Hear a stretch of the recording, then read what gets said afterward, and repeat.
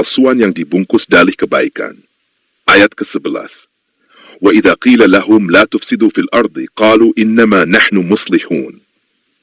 Dan apabila dikatakan kepada mereka, janganlah kamu membuat kerusakan di bumi, mereka menjawab, sesungguhnya kami adalah orang-orang yang melakukan perbaikan. Al-Baqarah 11. Ini potret kaum munafik. Mereka merusak dengan mulut, menebar kebencian, menanamkan keraguan, tapi menyebutnya dakwah pembaruan atau bahkan jihad intelektual. Quraisy bahwa kerusakan di bumi bisa berbentuk fisik, sosial, atau moral. Dan mereka justru menyebut kerusakan itu sebagai perbaikan untuk menutupi keburukannya. Qusbah menyindir gaya orang seperti ini. Ngaku mau benahi umat, tapi malah mengacak-acak fondasi iman.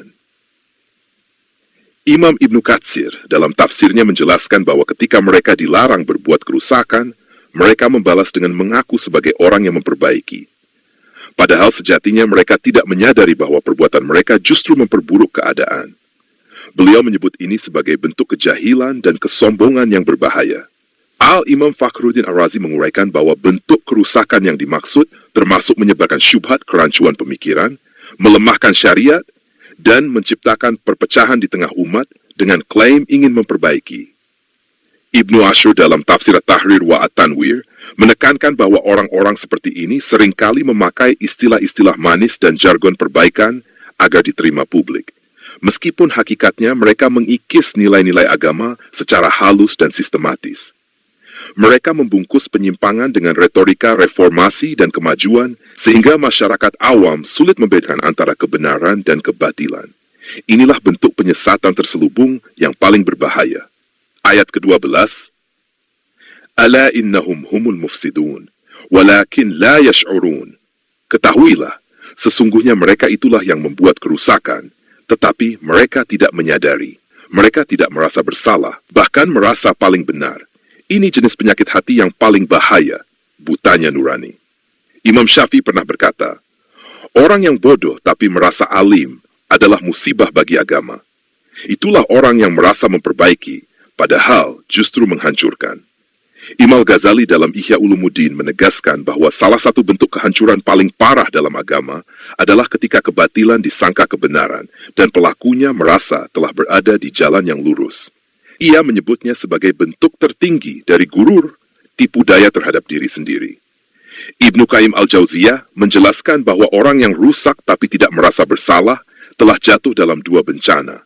Rusaknya akhlak dan rusaknya kesadaran. Ini menjadikannya lebih sulit menerima nasihat dan lebih keras hatinya. Tercatat bahwa ayat ini merupakan penegasan dari Allah bahwa meskipun mereka mengklaim sebagai pembuat kebaikan, hakikatnya mereka adalah pembuat kerusakan. Ironinya, mereka tidak memiliki kesadaran akan bahaya perbuatan mereka karena tertutup oleh kesombongan dan kejahilan. Ayat ke-13. Wa idza qila lahum aminu kama amana an-nas qalu an nu'minu kama amana as-sufaha. Alla innahum humus sufaha, walakin la ya'lamun.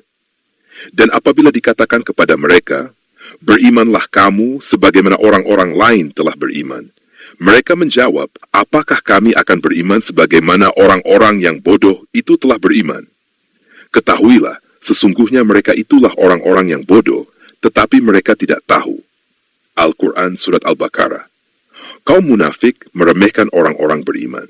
Mereka menganggap keimanan sebagai kebodohan, karena tolok ukur mereka adalah duniawi, bukan kebenaran ilahi. Ia menjelaskan bahwa yang dimaksud dengan orang-orang dalam ayat ini adalah para sahabat Nabi Muhammad. Kaum munafik memandang rendah keimanan sahabat karena menganggapnya tidak rasional dan lemah secara logika duniawi. Ibnu Katsir menegaskan bahwa ini bentuk kesombongan intelektual. Orang munafik merasa superior karena akal dan status sosial, padahal Allah menyebut merekalah yang sebenarnya bodoh karena menolak kebenaran. Imam Fakhruddin menyebut ayat ini sebagai sindiran tajam dari Allah. Mereka mencemooh para mukmin sebagai bodoh, padahal kebodohan yang hakiki adalah menolak iman dan menukar petunjuk dengan kesesatan. Syekh Ash'ari tafsirnya menguraikan bahwa bodohnya kaum munafik bukan karena lemahnya akal, tapi karena kerasnya hati dan tertutupnya jalan hidayah. Mereka menilai sesuatu dari syahwat dan ego, bukan dari wahyu. Ayat ke-14. وَإِذَا لَقُوا الَّذِينَ آمَنُوا قَالُوا آمَنَّا وَإِذَا خَلَوْا إِلَى شَيَاطِينِهِمْ قَالُوا إِنَّا مَعَكُمْ إِنَّمَا نَحْنُ مُسْتَهْزِئُونَ. Dan apabila mereka berjumpa dengan orang-orang yang beriman, mereka berkata, kami telah beriman. Tetapi apabila mereka kembali kepada setan-setan, pemimpin-pemimpin mereka berkata, sesungguhnya kami sependirian dengan kamu, kami hanyalah berolok-olok. Ini wajah ganda kaum munafik, bermuka manis di depan kaum beriman, tapi bersatu dalam makar dan penghinaan di belakang mereka. Mereka mempermainkan iman sebagai alat, bukan tujuan. Imam Qurtubi menjelaskan bahwa setan-setan mereka dalam ayat ini adalah para pemimpin kemunafikan dan tokoh-tokoh kekafiran yang mereka jadikan sandaran, bukan makhluk halus. Ini menunjukkan loyalitas ganda mereka yang busuk. Ibnu Katsir menyebut tindakan mereka sebagai bentuk penipuan terhadap Allah dan kaum mukmin. Namun sejatinya, mereka hanya sedang menipu diri sendiri, karena Allah Maha mengetahui isi hati. Imam Al-Ghazali menyebut fenomena ini sebagai nifak sosial, di mana seseorang berpura-pura ikut golongan yang saleh demi keuntungan, tapi hatinya condong pada kebatilan. Menurutnya, ini merupakan penyakit yang lahir dari cinta dunia dan takut kehilangan posisi. Tafsir Al-Baghawi menegaskan bahwa olok-olok mereka bukan hanya kepada orang beriman, tapi kepada prinsip iman itu sendiri. Mereka menjadikan agama sebagai bahan permainan dan alat manipulasi. Ayat ke-15. Allahu yastahzi'u bihim wa yamudduhum fi tughyanihim ya'mahun. Allah akan membalas olok-olokan mereka dan membiarkan mereka terombang-ambing dalam kesesatan mereka. Ini balasan yang setimpal dari Allah. Mereka mengolok-olok agama dan orang beriman, maka Allah mempermainkan mereka dengan membiarkan mereka larut dalam kesesatan tanpa arah dan tanpa hidayah. Ibnu Katsir bahwa maksud Allah mengolok-olok mereka adalah bahwa Allah membalas olok-olokan mereka secara adil. Dia membiarkan mereka tenggelam dalam kebingungan hingga tidak tahu mana jalan lurus. Imam Fakhruddin Ar-Razi menyebut bahwa ini bentuk hukuman yang paling halus namun paling berat, yaitu ketika seseorang dibiarkan merasa benar dalam kesesatan, sehingga ia tidak merasa perlu untuk bertobat. Imam Al-Qurtubi menegaskan bahwa Allah mempermainkan mereka bukan berarti Allah melakukan perbuatan yang sia-sia, melainkan sebagai bentuk keadilannya terhadap orang-orang yang bermain-main dengan agama. Syekh Sa'di dalam tafsirnya menulis bahwa Allah membiarkan mereka dalam kedurhakaan mereka adalah bentuk istidraj ayat ke-16. Ulaika alladhina ishtaraw ad-dalalata bil huda fama rabihat tijaratuhum wa ma kanu muhtadin. Mereka itulah orang-orang yang membeli kesesatan dengan petunjuk, maka perdagangan mereka itu tidak beruntung dan mereka tidak mendapat petunjuk. Ini gambaran tragis kaum munafik, menukar hidayah yang mahal dengan kesesatan yang menipu. Mereka berdagang dengan nilai-nilai iman, tapi kehilangan segalanya. Menafsirkan bahwa mereka memilih kekafiran dan kemunafikan dengan sadar, padahal kebenaran telah datang kepada mereka. Maka, Allah menyebut keputusan itu sebagai perdagangan yang rugi. Imam Al-Qurtubi menguraikan bahwa perumpamaan perdagangan ini menunjukkan bahwa mereka bukan hanya tersesat, tapi gagal total, baik dunia maupun akhirat, karena kehilangan cahaya petunjuk dan pahala. Fakhruddin Ar-Razi menambahkan bahwa mereka melihat petunjuk sebagai beban dan kesesatan sebagai keuntungan duniawi. Namun akhir dari perdagangan semacam ini adalah kerugian yang nyata di sisi Allah. Syekh As-Sa'di menegaskan bahwa yang mereka tukar adalah akidah dengan dunia, dan akibatnya mereka kehilangan kedua-duanya. Tidak dapat dunia secara utuh, apalagi akhirat. Ayat ke-17. مثلهم كمثل الذي استوقد نارا فلما أضاءت ما حوله ذهب الله بنورهم وتركهم في ظلمات لا يبصرون. Perumpamaan mereka adalah seperti orang yang menyalakan api. Maka setelah api itu menerangi sekelilingnya, Allah hilangkan cahaya yang menyinari mereka dan membiarkan mereka dalam kegelapan. Mereka tidak dapat melihat. Ini adalah perumpamaan kaum munafik. Seolah mendapat cahaya, tapi ternyata hanya sementara. Ketika cahaya petunjuk Allah dicabut, mereka kembali terjumus dalam kegelapan yang lebih pekat daripada sebelumnya. Ibnu Katsir menjelaskan bahwa api dalam ayat ini adalah simbol hidayah yang sempat menyentuh mereka karena pernah mendengar Al-Quran dan duduk bersama Nabi Shallallahu Alaihi Wasallam, namun tidak mereka manfaatkan.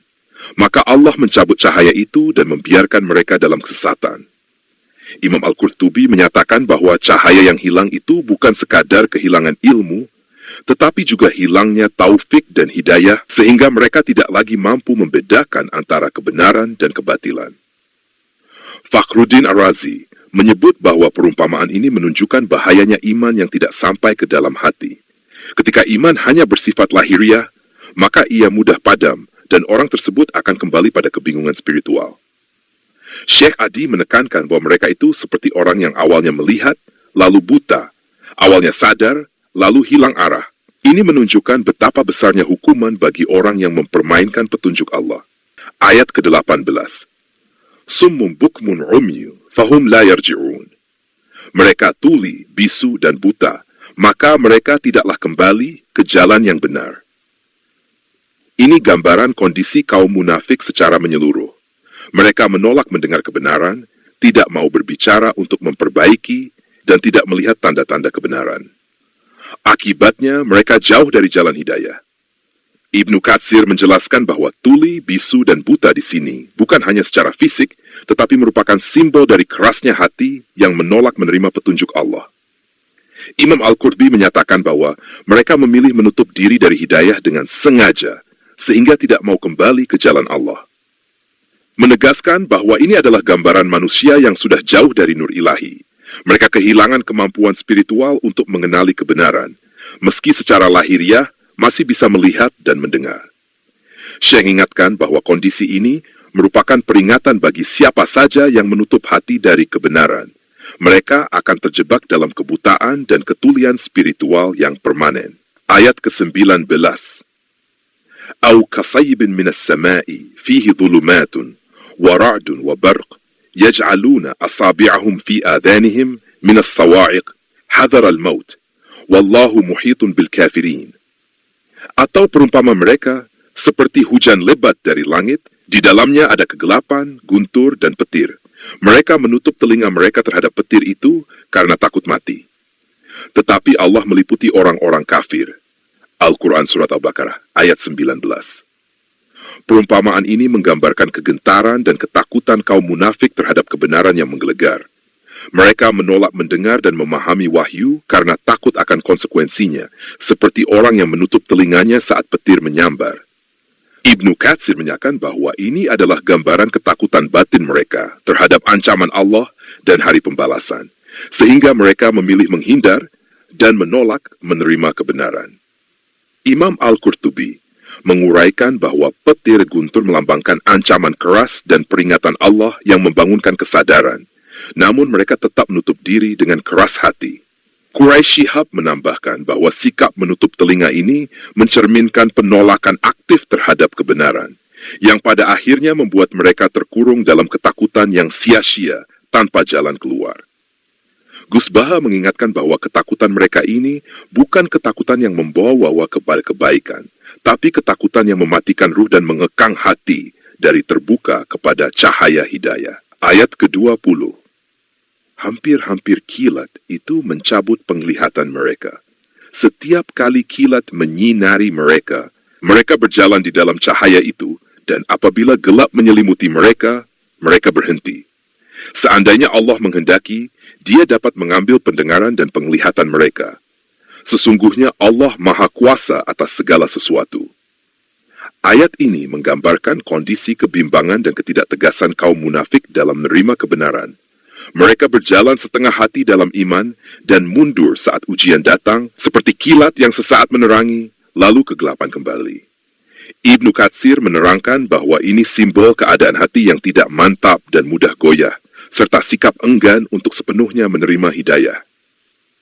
Imam Al-Qurtubi menambahkan bahwa Allah dapat mencabut indera mereka sebagai bentuk hukuman atas penolakan mereka yang berulang kali terhadap petunjuk. Quraisy Shihab memaparkan bahwa ini adalah gambaran manusia yang hidup dalam ketidakpastian batin. Sering tergoda oleh cahaya kebenaran, tapi tidak pernah benar-benar menghayatinya. Gus mengajak kita memahami bahwa keadaan seperti ini adalah akibat dari kegelisahan spiritual dan ketidakmampuan hati untuk menetap dalam keyakinan, sehingga berujung pada keraguan dan ketakutan yang terus-menerus. Refleksi dari kajian ayat 11 sampai dengan 20 surat Al-Baqarah. Dalam rentang ayat ini, Allah SWT menggambarkan dengan gamblang ciri-ciri kaum munafik. Mereka yang berpura-pura membawa kebaikan, namun sebenarnya menebar kerusakan. Mengaku memperbaiki tetapi merusak, menolak kebenaran sekaligus meremehkan orang beriman. Kaum ini adalah contoh nyata bagaimana ketidaksadaran akan kondisi hati bisa membawa kehancuran, tidak hanya bagi diri sendiri, tapi juga bagi umat secara luas. 1. Bahaya kepalsuan yang dibungkus dalih kebaikan. Kaum munafik menyebut keburukan sebagai kebaikan dan menggunakan istilah manis untuk menyamarkan niat jahatnya. Seperti dikatakan Ibnu Ashur, mereka memakai jalan perbaikan agar diterima, namun sebenarnya mengikis nilai agama secara halus dan sistematis. Ini mengingatkan kita untuk selalu berhati-hati terhadap mereka yang berdalih dengan kata-kata indah, tapi merusak fondasi keimanan. 2. Penyakit buta nurani dan kesombongan. Ayat ini memperlihatkan bahwa mereka tidak menyadari kerusakan yang mereka sebabkan. Imam Syafi'i menegaskan bahwa bodoh tapi merasa alim adalah musibah besar bagi agama. Sikap sombong dan merasa benar sendiri adalah pintu masuk kemunafikan yang menggerogoti keikhlasan dan ketulusan dalam beragama. 3. Loyalitas ganda dan permainan iman. Kaum munafik berwajah ganda. Di depan mereka berkata beriman, tapi di belakang mereka bersekongkol dengan pengaruh negatif, bahkan mengejek agama. Ulama seperti Imam Al-Ghazali menyebut ini nifak sosial, sebuah penyakit hati yang timbul dari cinta dunia dan ketakutan kehilangan status. 4. Hukuman Allah terhadap sikap munafik Allah membalas olok-olokan mereka dengan membiarkan mereka tenggelam dalam kesesatan. Seperti dijelaskan oleh Fakhruddin Ar-Razi, ini hukuman paling halus tapi paling berat. Dibiarkan merasa benar dalam kesalahan sehingga enggan bertaubat. Ini adalah peringatan keras bagi siapapun yang mempermainkan iman. 5. Perdagangan rugilah menukar hidayah dengan kesesatan. Mereka memilih kesesatan walau telah menerima petunjuk, dan ini ibarat perdagangan yang rugi. Mereka kehilangan hidayah dan akhirnya merugi dunia akhirat. Ini mengajarkan kita untuk menjaga iman dan tidak menukar kebenaran dengan keuntungan duniawi. 6. Kondisi kebimbangan dan ketidaktegasan dalam iman. Perumpamaan kilat yang sesaat menerangi namun diikuti kegelapan menggambarkan keadaan hati yang goyah. Quraish, Syihab, dan Gus Baha mengingatkan bahwa ketidakmampuan hati untuk menetap dalam iman menimbulkan kegelisahan dan ketakutan yang melemahkan. Ini menjadi panggilan agar kita memperkuat keyakinan dan istiqamah di jalan Allah. Kesimpulan, kajian ayat ini mengingatkan kita untuk senantiasa introspeksi diri, menjaga keikhlasan, dan menjauhi kemunafikan dalam berbagai bentuk. Hati-hati dengan kepalsuan yang diselimuti oleh dalih kebaikan, karena itu bisa menghancurkan diri dan umat. Jadikan iman sebagai cahaya yang menerangi setiap langkah, bukan sebagai alat permainan yang bisa diubah-ubah sesuai kepentingan duniawi. Doa penutup, Ya Rabbal Alamin, berikanlah kami hati yang bersih dari segala kepalsuan dan kemunafikan. Jauhkanlah kami dari penyakit hati yang buta nurani dan sombong. Tanamkanlah keikhlasan dan keteguhan iman dalam setiap langkah dan niat kami. Bimbinglah kami untuk selalu istiqamah di jalan-Mu yang lurus, tidak goyah oleh godaan dunia dan tipu daya setan. Bukakanlah mata hati kami agar dapat melihat kebenaran dan mendengar nasihat-Mu dengan penuh kesadaran.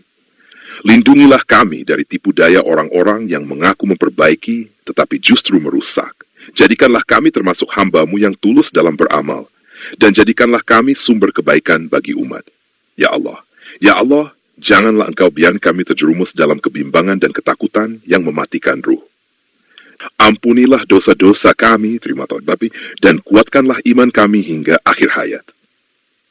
Shallallahu alaihi wasallam, sebagai junjungan kami, Nabi Muhammad, keluarga, dan para sahabat beliau. Amin ya Rabbal Alamin.